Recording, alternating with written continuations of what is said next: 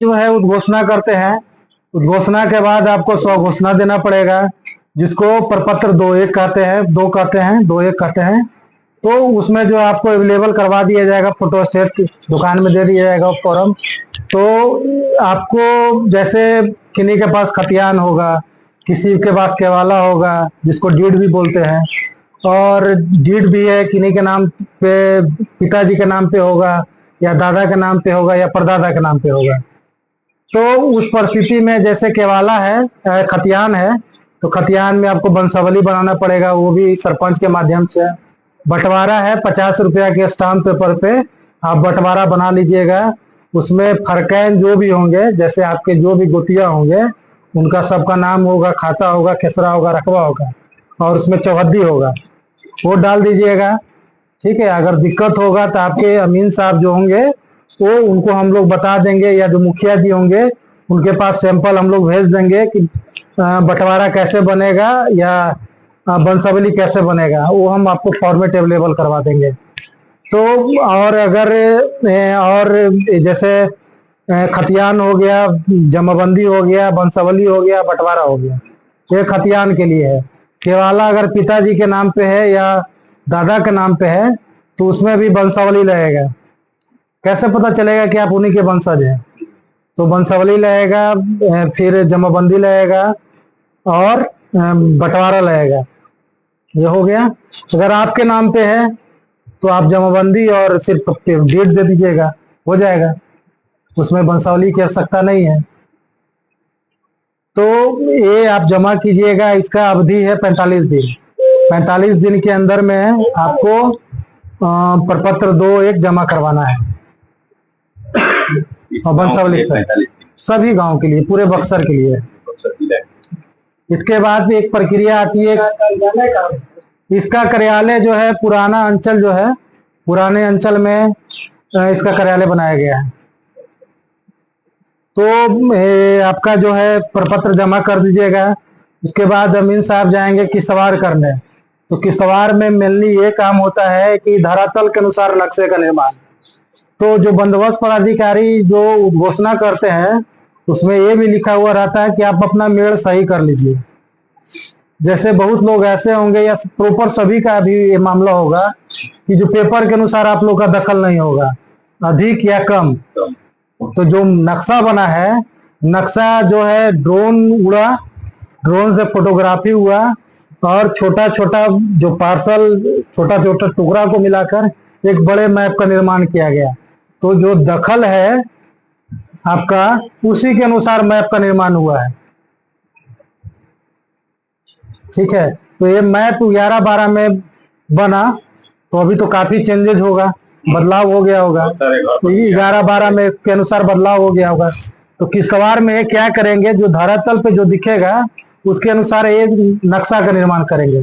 किश्तवाड़ की प्रक्रिया समाप्त हो जाएगी, फिर ये मैप जाए भेज देंगे। एक एजेंसी भी हम लोग के पास है मैप सुधार करने के लिए।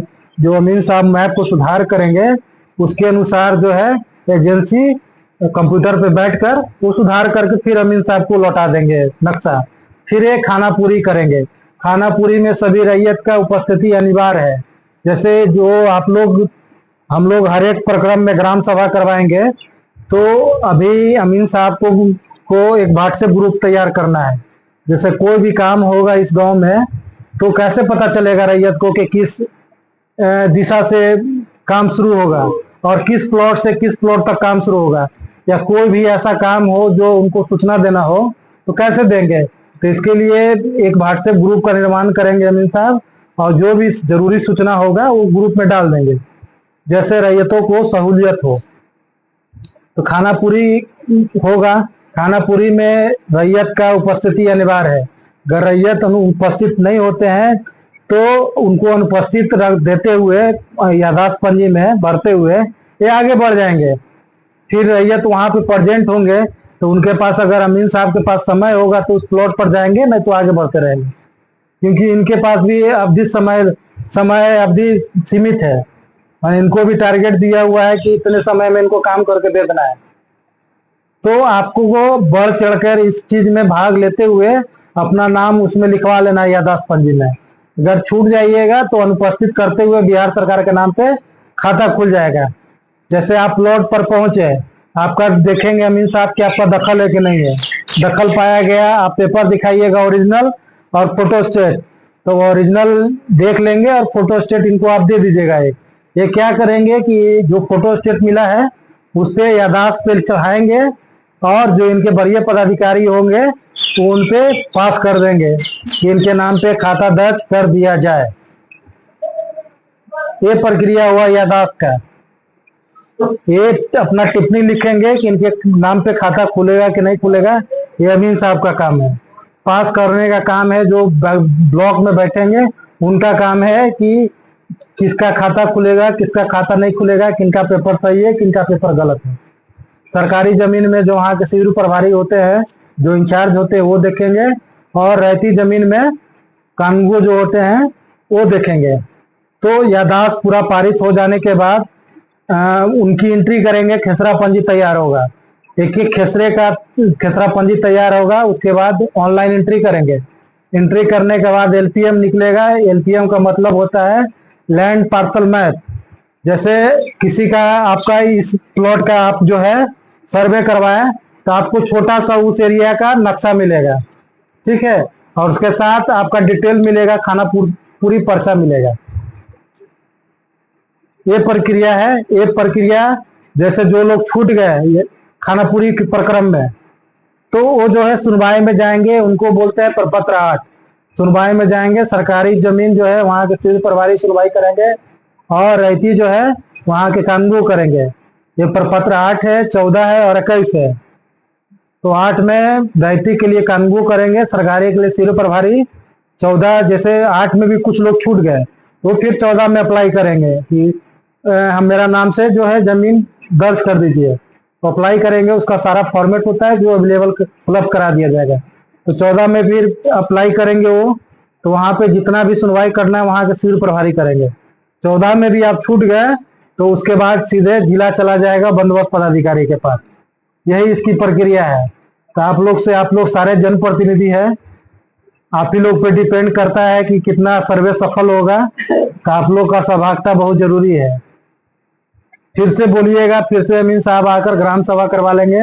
2 बार बोलिएगा, 3 बार बोलिएगा, 4 बार बोलिएगा, वो ग्राम सभा करवा लेंगे। अभी तो इनिशियल स्टेज है, हम लोग के पास भी सुविधा की कमी है। हम लोग भी 10-15 दिन पहले ही आए इस जिला में। इसके पहले हम जो थे पश्चिमी चंपारण में थे, पश्चिमी चंपारण से यहाँ पे आए। तो यही निवेदन करेंगे आप लोग से कि आप लोग की सहभागिता बहुत जरूरी है। सबको जानकारी दे देना है, छूट जाइएगा। हाँ, मान लीजिए दूसरे मौजे का में है हमारा जमीन, हाँ, तो हमको कैसे जानकारी? तो मान लीजिए कि हमारे पतिया मौजा में आए, हर मौजे के लिए अलग अलग अमीन अपॉइंट हुए हैं। हर मौजा के लिए। हाँ। फिर मान लीजिए हम जाकर मोजिला में है तो बार बार समझाते रहेंगे कि वो इधर का हो रहा है, तो वहाँ पे भी ग्राम सभा होगा। ठीक है सर। मोजिला में मान लीजिए कि मुगांव में, हाँ, तो मुगांव में ग्राम सभा आज ही आपको नहीं मिला है, आज ही मुगांव का है। अभी यहाँ से जाएंगे तो मुगांव में ही जाएंगे। वो बात सही है। जब आएंगे वहाँ के अमीन साहब प्लॉट पर देखने की कोई जानकारी तो हमको यहाँ पर तो इसी के लिए तो बोले कि एक व्हाट्सएप ग्रुप का निर्माण किया जाएगा। जो भी इनिशियल जो भी जरूरी सूचना है वो उस पर डाल देंगे सारे जनप्रतिनिधि।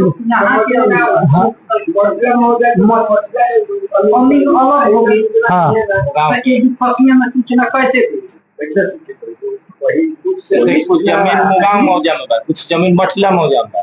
यहाँ का बहुत जमीन मठिला में है, गाँव में है। तो मान लीजिए वहाँ का, तो आप देखिए इसके लिए जो है सारे काम अमीन साहब नहीं करेंगे। इसके लिए आपको भी कुछ एक्टिव होना पड़ेगा। अमीन का नंबर रखिए, पूछिए कि कब क्या हो रहा है।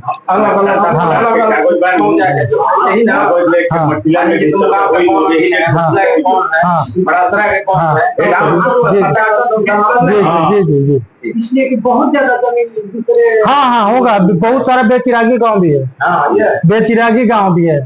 तो इसके लिए आपको जो है एक्टिव होना पड़ेगा कि किस गांव में क्या है। जमीन का नंबर रखिए, जिस गांव में आपका जमीन है उस जमीन का नंबर रखिए। 10 दिन, 20 दिन, 25 दिन पे फोन करते रहिए, संपर्क करते रहिए। क्योंकि अमीन के पास भी काफी प्रेशर है, उनको भी लिमिट समय अवधि में काम पूरा करके देना है।